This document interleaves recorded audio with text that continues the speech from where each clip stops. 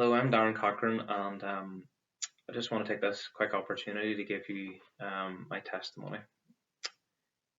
From a very early age, um, I was very blessed in my upbringing that I don't remember a time where I hadn't the Bible or Christian literature. As a household, we would have attended church two or three times on a Sunday. So from a very early age, I was aware of the gospel message. But at that stage in life, the only really thing I was interested in was probably working with my dad. I just seen his life as such an exciting place, and in my eyes, he was very much a giant. And that was really probably my first real experience um, of salvation. Whenever I witnessed my dad attending meeting, being very unsettled and staying behind speaking to the minister, and then the next day my dad had announced he'd become a Christian. I just took it for granted that my dad was a Christian and my mum was a Christian because they were very uniform in their rules and their ideas. As I say, I seen this all as the rules and the different things that I wasn't allowed to do that my parents didn't allow me to do. So I very much longed for the time in my life when I could do my own thing, live my own life, and do all these things that I thought were a great pleasure and joy. And that time came. I suppose I was a wild enough character, particularly at school. I would have been disciplined quite a lot at school. My parents would receive numerous letters and different things, and it was probably a very hard time for them considering what they thought they'd give me, which was a very good start in life with a very good upbringing. The only thing really keeping me from being through out of school on a few occasions was my exam results, and it wasn't that I was an education type person. It was just I was so competitive and a proud individual that I always wanted to succeed and beat everyone around me. And it was no other reason than that. I was very much into my sport, and I played a lot of rugby as well. And again, although I was playing at a high enough level, I did the best that I could at that as well. And I was training and quite disciplined in that. When I was about 16, well, even before that, 14, I was playing probably under 18 rugby, and I was hanging around with a lot older guys, and that meant different opportunities came for me to go to the pubs and the nightclubs and all those different things, and I was sneaking out and doing all that, and if I was being truthful in myself, it was satisfying for a while, but this big hype that I'd made about the things that I wasn't allowed to do, they weren't very they were okay, but it wasn't, I still wasn't satisfied. My career probably took over then slightly a bit. I decided that I was going to go on to A levels. I was going to go on to college, and in going on to college, I said to myself that I'm going to do this myself. Go back to that sort of proud person I was. I said I'm going to go to college and live the life at college that I want to live, not necessarily what my parents have taught me. And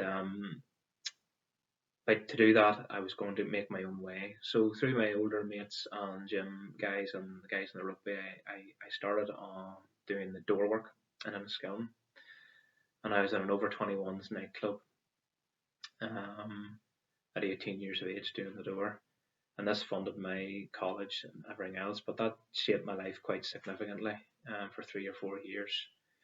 Very heavy drinking, partying, and I was at this point as well at college attending Sandy Row Boxing Club, and really I was doing that to get myself an advantage that I was obviously very young doing a door in this older club and nightclub, and if anybody was to confront me, I wanted to be able to hit that head on and not take a step back. But that led to a very serious incident one night. And I suppose at this point in my life, I wasn't attending church very regularly at all. When I was attending church, I was being very, very convicted. I was sitting there knowing I know I'm not right with God. I know I need to make a step here. And I was very aware of a verse in the Bible that said, God will not always strive with man. And, to my discredit, I thought, if I don't answer, I'm not answering. It was coming into my head, you need to get it right. And I said, I'm not answering. I thought by doing that in my smart way, I wasn't rejecting God's offer, and therefore I wouldn't be applicable to the verse that I'd be rejecting God's offer and that I would have another opportunity. I said to myself, I will always get right with God before I die, but I want to live a bit of a life first.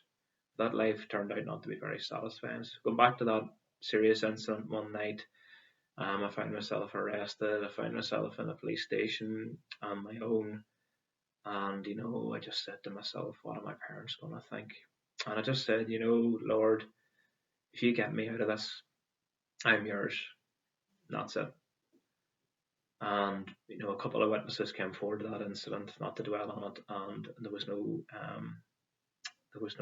prosecution, and I was free to go after a period. But what happened after that was 2 or 3 weeks passed, and I just forgot about the promises I made to God. I was back now living the rut of the life that I was in before, and it wasn't very satisfying. The best thing that happened probably at that point in time was I went on after college and I got married and moved to Lisburn, and I attended a number of church services in Lisburn. It was a new area to me, and I attended this church, and I've been very heavily convicted at one meeting. And I came home that night, and when I mean convicted, it was heavy on my heart that I wasn't right.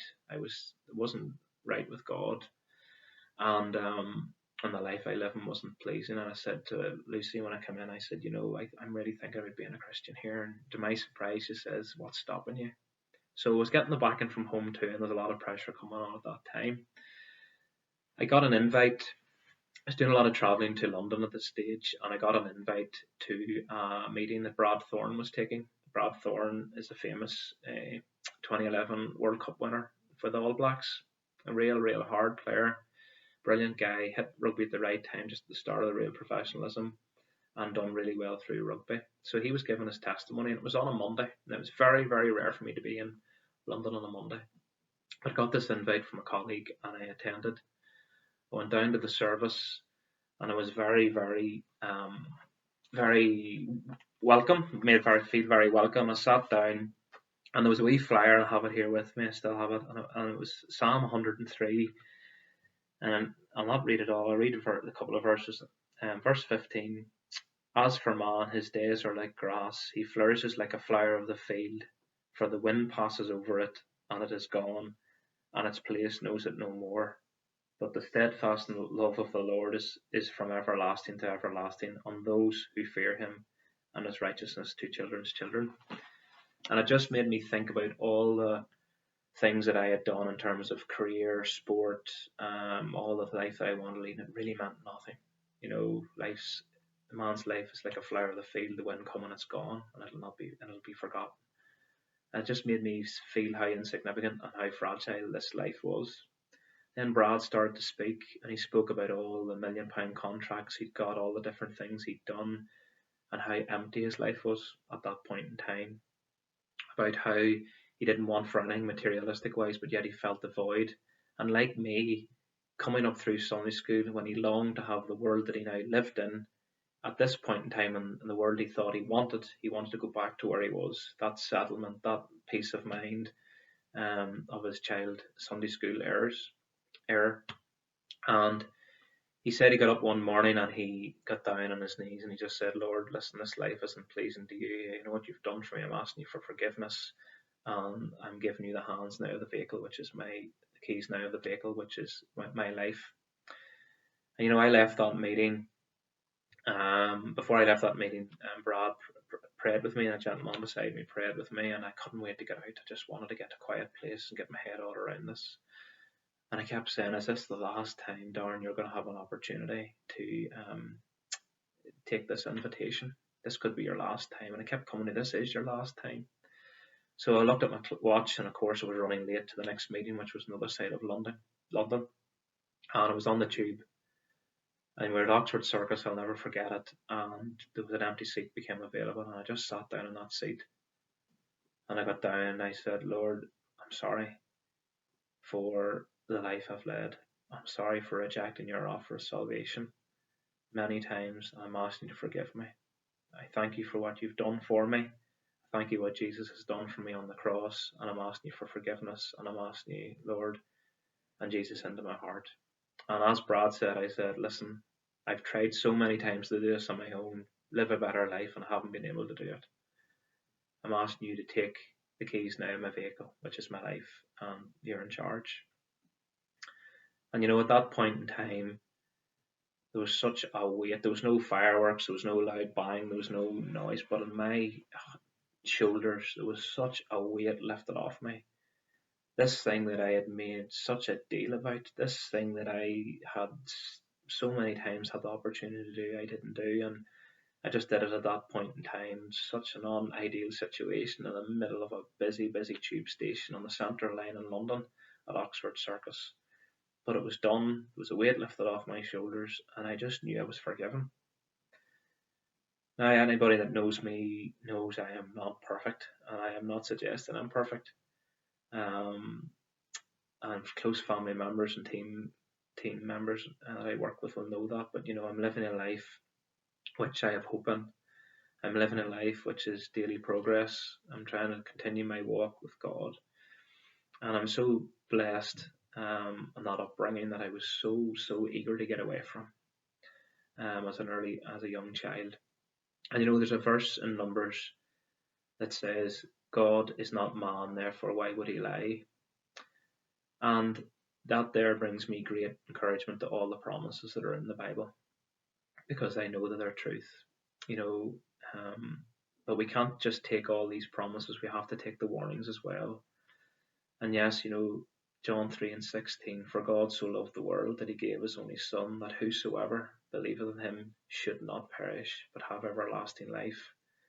But there's another side to that as well, that if you do not believe in him, the opposite will obviously happen. So my prayer is that if there's anybody out there like me, that they'll make the step today, and that they'll know forgiveness and know God's blessing. Thank you for listening.